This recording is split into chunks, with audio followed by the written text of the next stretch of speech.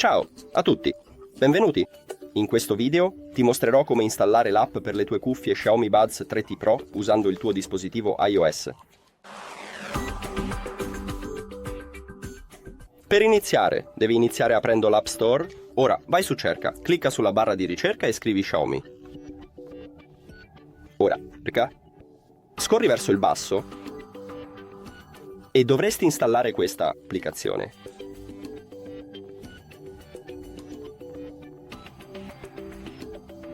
Ora per favore, aprila, leggi, accetta e gentilmente scegli la tua regione.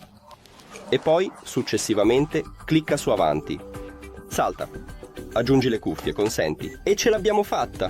Grazie per aver guardato questo video, se lo hai trovato utile, ti preghiamo di considerare di iscriverti al canale e lasciare un like al video. È davvero importante per noi, ci vediamo dopo!